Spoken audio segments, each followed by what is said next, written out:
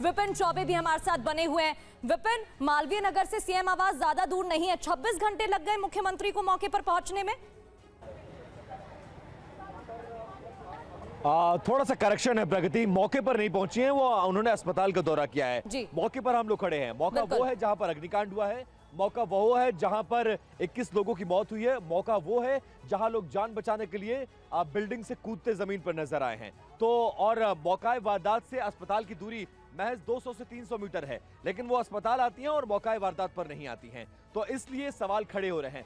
यहाँ के जितने लोकल रेजिडेंट्स हैं वो इंतजार कर रहे थे कि कम से कम सीएम आके यहाँ पर विजिट तो करें, कम से कम वो जाने तो कि किस तरह से गलियों में होटल चल रहा है, कैसे नियमों का और कानून का यहाँ पर धज्जियां उड़ाई गई है, कैसे पूरा सिस्टम बिका हुआ है और लोगों की जिंदगियों के साथ खिलवाड़ किया जा रहा है। लेकिन 26 घंटे उनको लग गए अस्पताल आने में, और अस्पताल से 200 मीटर की दूरी पर जो घटना स्थल था, सीएम रेखा गुप्ता वहां पर ही आने की जरूरत नहीं करती हैं, वहां आने की कोशिश भी नहीं करती हैं। तो ये बताता है कि थोड़ी संवेदनहीनता है और गलतियां ऊपर से लेकर नीचे तक सिस्टम की है। सिस्टम पूरा बिका हुआ है और बिका हुआ सिस्टम आंखें बंद करके सो रहा था। अब जब ये घटना हुई है तो मैं दावे के साथ कह सकता हूं कुछ दिन तक लीपापोती होगी और ड्रामा किया जाएगा, एक्शन लिया जाएगा, लेकिन उसके बाद सब कुछ रूटीन में चलेगा। क्योंकि दिल्ली में हजारों हजार की ऐसे होटल्स हैं जो एयरबीएनबी के नाम पर चल रहे हैं, और होटल की परमिशन और एयरबीएनबी के नाम पर परमिशन दोनों में फर्क होता है। अगर आप होटल लेते हैं तो आपको एमसीडी से परमिशन लेना होगा, फायर डिपार्टमेंट से, पुलिस से परमिशन लेना होगा, इंस्पेक्शन कराना होगा। लेकिन अगर आप एयरबीएनबी करते हैं तो उसका फायदा ही आपको ये मिलता है कि आपको सिर्फ पर्यटन विभाग से एक सर्टिफिकेट लेना होता है और उसके आधार पर आप चला लेते हैं। बस इसी ट्रिक का फायदा होटल जो व्यवसायी है वो चला रहे हैं, और पैसा देकर, चाहे वो पुलिस हो, प्रशासन हो, फायर डिपार्टमेंट के लोग हो, इन सबको खरीदा जाता है ताकि ये उनको डिस्टर्ब ना करें। महीना इनका बधा हुआ होता है और हर होटल वाला ये जानता है, हर लोकल बाशिंदा जानता है, उसके बावजूद सरकार के कान में तेल है।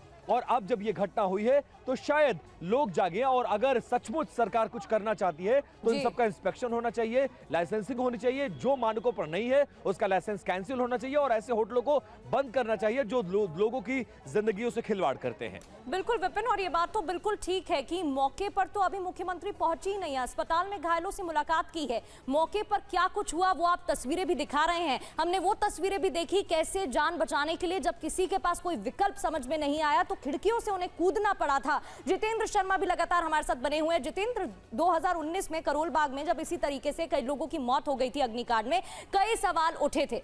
अब सवाल उठाने वाले शासन में हैं।